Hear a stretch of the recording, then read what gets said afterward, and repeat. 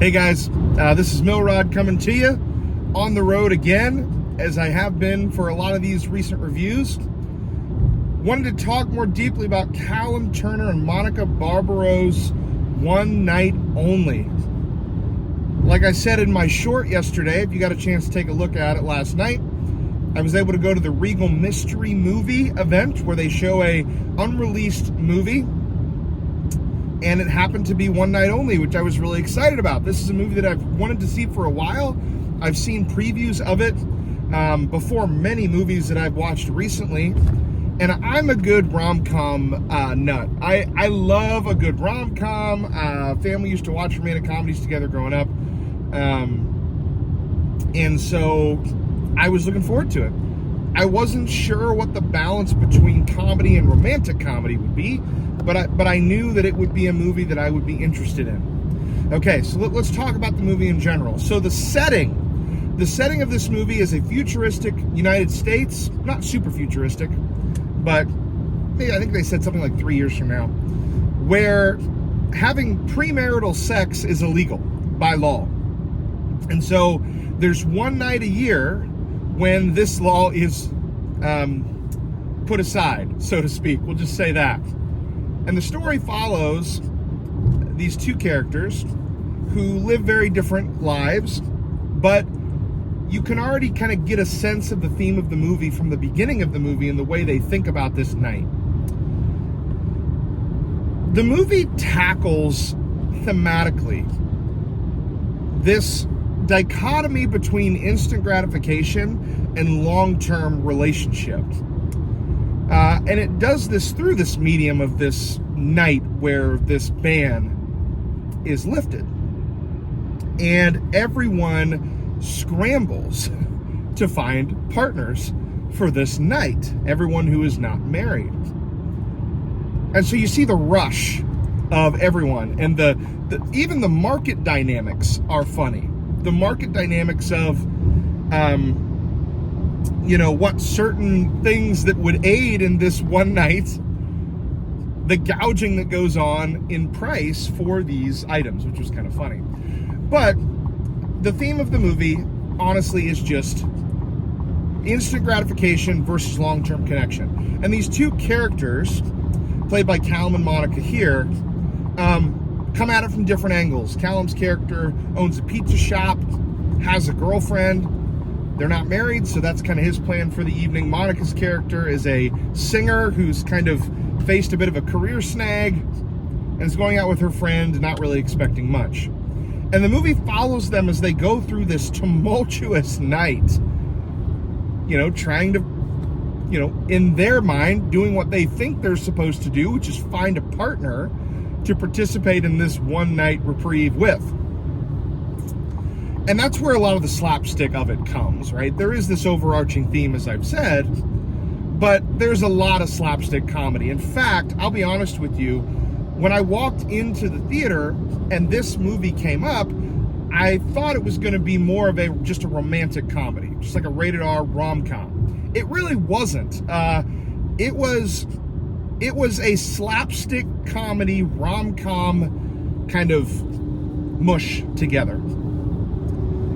Because a lot of the dialogue, when it's not these two main characters, is just dumb fun. It's just kind of stupid sexual jokes, and just kind of funny, quippy moments, and over-the-top, just over-the-top jokes that are just ridiculous in nature, right? That's a lot of maybe the first half to two-thirds of this movie is them getting shot down, them finding people and hilariously losing them, fighting over certain products that somebody might want during this night.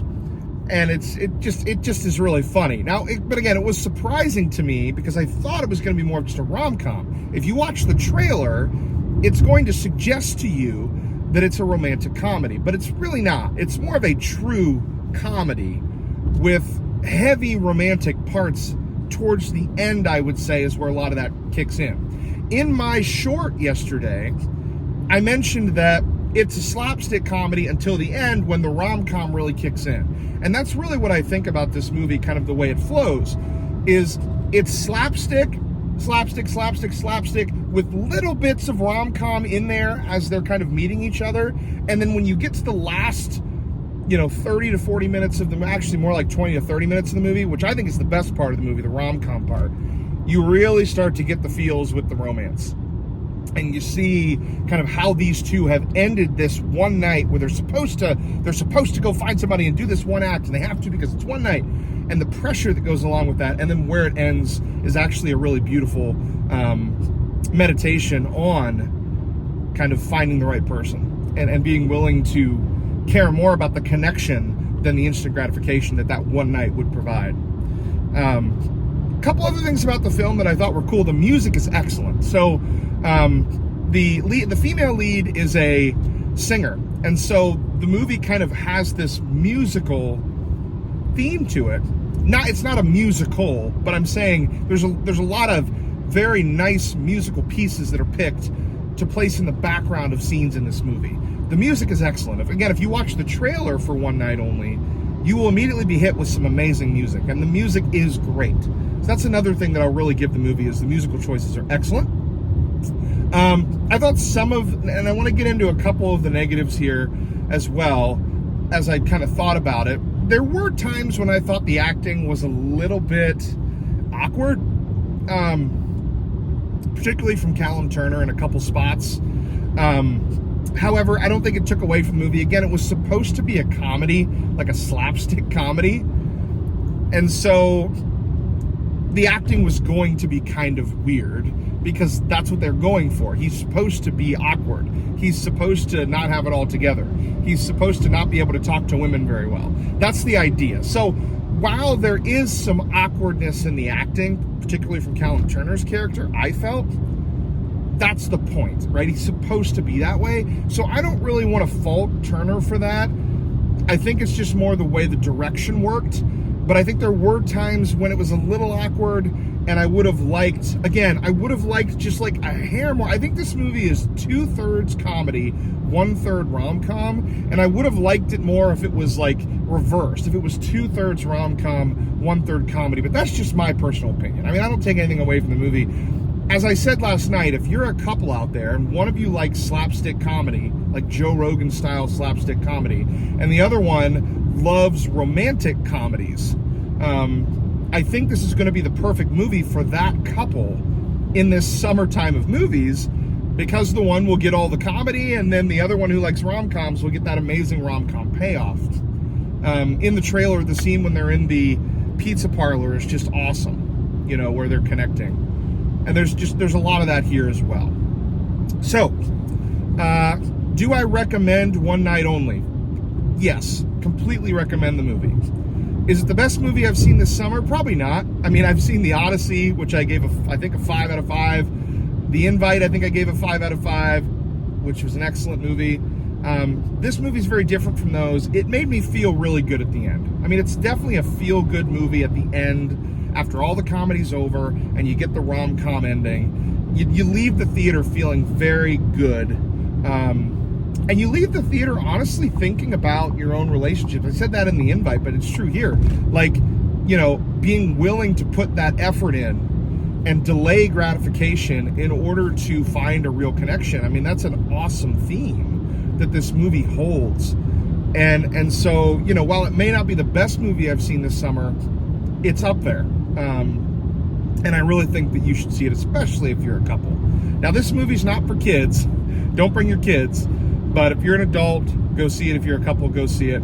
I also want to just comment that it was really cool because before the movie started, it was a white screen, and the two main actors came out and they said, we just want to thank you so much for being one of the first, people to see our new movie. And we just really hope you like it, and we hope you tell people about it. I thought that was really cool. It made everybody in the theater who kind of took a bet on this mystery movie feel like they were at like a screening, like an early screening. And that was really neat. So props to the two main actors, Callum and Monica, for doing that and making everybody feel special in that moment. Again, the movie comes out on August 7th, so we got to see it pretty early. So let's go to scores here. Again, you guys know my scoring system. 5 is amazing. I want to see it right away. All the way down to 0, which is what are we even making here? For One Night Only, I will give One Night Only a strong 4 out of 5. Again, some of the slapstick comedy didn't work as well for me. That's just my personal preference. If you like slapstick comedy, you might give this a 4.5, pushing 5. My favorite parts of the movie were the rom-com pieces. There was enough of that there to hold me over, and the music was excellent, and truly just a sweet story and a meditation on finding that one person that you want to be with. So this is Millrod. Thank you for watching another one of my reviews. I hope you go see One Night Only when it comes out on August 7th, and I hope you have a great rest of your day. Bye, guys.